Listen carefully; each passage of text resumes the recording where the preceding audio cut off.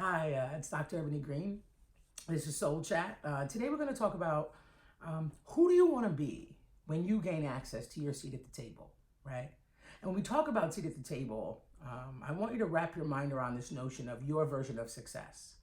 Um, all the places and spaces and ways of being that we try to harness to get ourselves to the successful placement in terms of our goals and in terms of what we're working toward.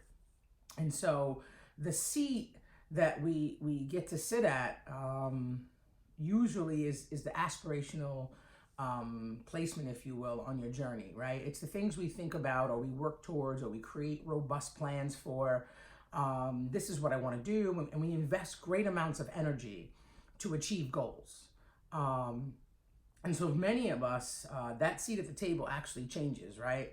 The table sometimes gets bigger because we continue to reach success in different ways, and through that, we achieve promotion, so on and so forth. But what I want us to talk about today specifically is when you get there, who are you? Have you spent as much energy and effort really thinking about when I get to my seat at the table, when I gain access to sit amongst all those other folks who have achieved greatness, their version of greatness, have I realized how to harness, to me, the most important components of success, which is integrity and dignity, empathy and compassion and love, right? Have we figured out how to maintain our stability of emotional self, how to ensure that we continue to be grounded in this notion or ideology of calm spirit, of reflection, right? So often we make it to such great places, right, that we've strived for and we've worked for and we have sacrificed for. And then we gain access to that seat at the table and we're sitting there. And in the moment we arrive, there's one thing missing. And for most of us, the one thing is ourself. That while we navigated the space, we never thought about losing us in it. We never contemplated that sometimes, based on our experiences, we become disjointed or disconnected from our emotional well-being, right? Our spiritual happy place, our calm of spirit, our values and virtues that have guided us all along this process to get us to a place where we're situated to gain that access. And the moment we finally gain access, we're like, wow, something's missing. And unfortunately, that something often is us. That we didn't realize how much energy and effort we were supposed to put in ourselves to continue to build and to grow and to develop and to evolve. But in doing so, while we're doing it, to maintain ourselves, right? How do we make sure that we are continuing to move through this world with integrity and dignity attached to the ways in which we're showing up every day? So that when we gain access, yes, the material success is awesome. Like none of us will debate that. Gaining the things we want in terms of the riches and the wealth and the acclaim or the fame, whatever it is you seek, that's an incredible feat within itself. But when we get there and we are there devoid of who we are, the valuable pieces of us, the characteristics that folks look at and admire and value, and when we're not cognizant of how we're moving through this space, it's so easy for us to lose us in it. It is so easy for us to get there emotionally exhausted and essentially spiritually poor. That we somehow thought it was a sacrifice, that I had to sacrifice my integrity and dignity, my value, my worth for material success. And I'm here to tell you to consider that is a faulty claim. That we absolutely can reach great heights, such success, without sacrificing our core values and beliefs.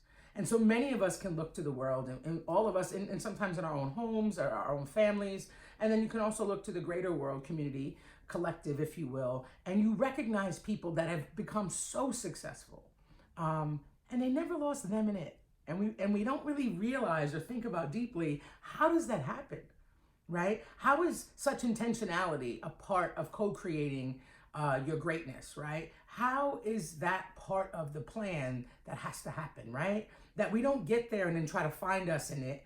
That as we're moving along this path, as we're achieving such greatness, that we realize that's part of the process. that there's a daily check-in or a monthly check-in, or there's a check-in to make sure, am I still here? Am I still alive in the movie?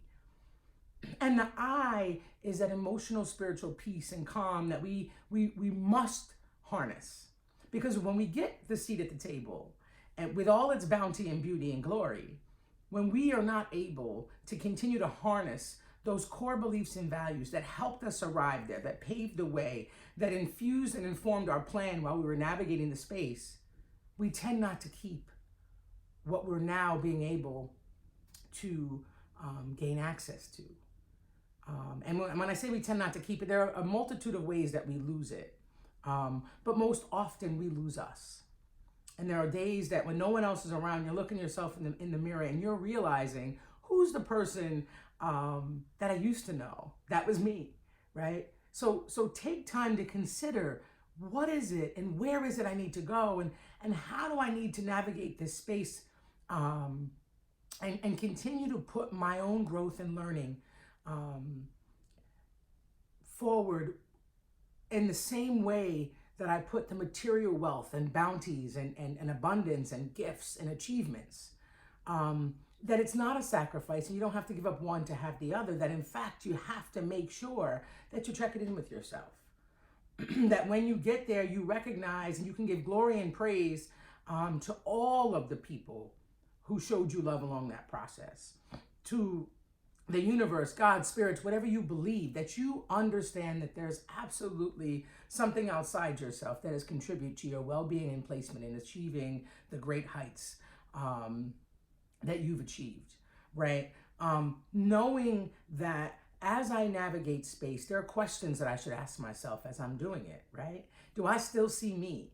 Is that fundamental human that has worked so hard to diligently plan and walk forward, the effort, the energy, the long nights, the early mornings, whatever you've sacrificed, right?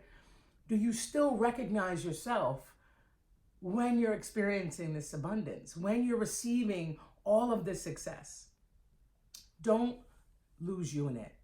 Take time, whatever amount that you need, to value yourself and the development of yourself.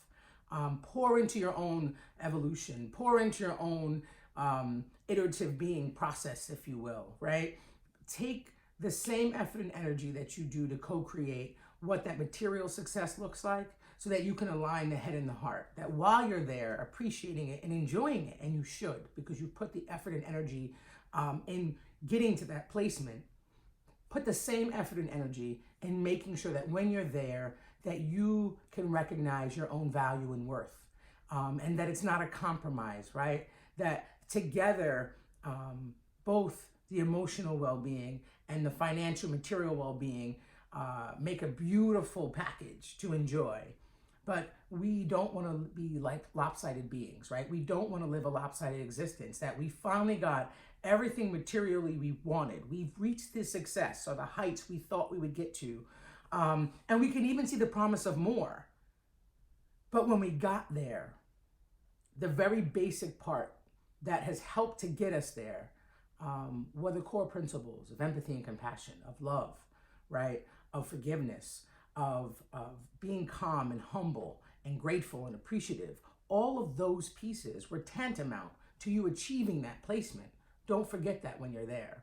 And in order for us to ensure that we don't forget it, make sure that self-reflection becomes a daily part of your practice, that you're looking at you objectively, that you're surrounding yourself with people who love you but are truly your critical friends. Because at the end of the day, you're all going to reach your happy place. You're all going to get to the places you've been dreaming of. Those who are putting in the effort and energy and making great decisions, or the best decisions they can, will get to the next level of success. But understand that in order to really enjoy once you're there, you have to appreciate these little pieces of success, right? These little moments where the universe, God, spirits are showing you, guess what? You deserve this. Keep walking forward, right? And as you're walking forward and you're doing the spiritual work, you're doing the work necessary to continue to align your head and your heart and move from ego and make balanced decisions. All of this stuff that you use and harness to get you to that place, when you're there, don't sacrifice it. Don't lose it. Try to maintain it. because that's really what it's about, is that how do you really appreciate the success to that extent, right? This larger successful place, this bigger dream, if we're not working to be appreciative of the little gifts that are given to us every single day. If we're forgetting to be appreciative of all of those things, sometimes we get lost. For now, I just want to say thank you so much for those who have liked, shared, subscribed. Please continue to do so. If this message can reach someone else and would help them situate themselves in a little bit of learning or something they can consider, feel free to pass it on. Till then, take care.